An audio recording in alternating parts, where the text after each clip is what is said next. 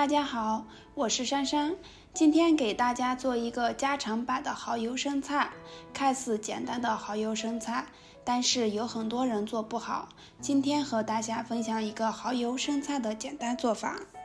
先把买回来的生菜用刀去除根部，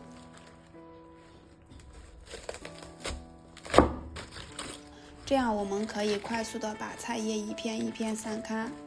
生菜散开之后，然后放在流动的清水下进行清洗。接下来我们给锅里倒入清水，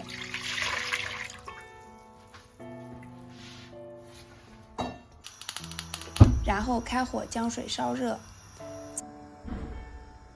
在烧水的时候，我们可以调一个料汁，准备多一些的大蒜，尽量把大蒜剁碎一些，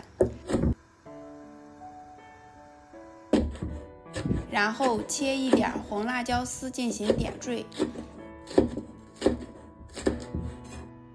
然后再给锅里倒入少量食用油，油烧热后直接泼在蒜末和辣椒丝上。接下来倒入少许蚝油、生抽、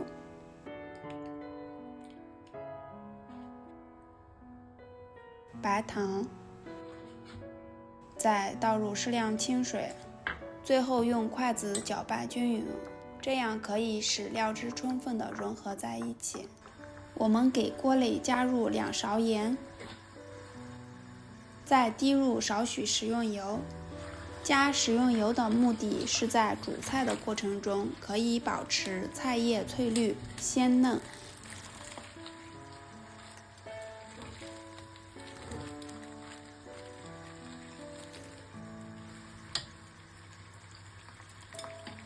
生菜煮好后，我们用筷子将生菜一片片的夹出来，然后整齐的摆入盘中。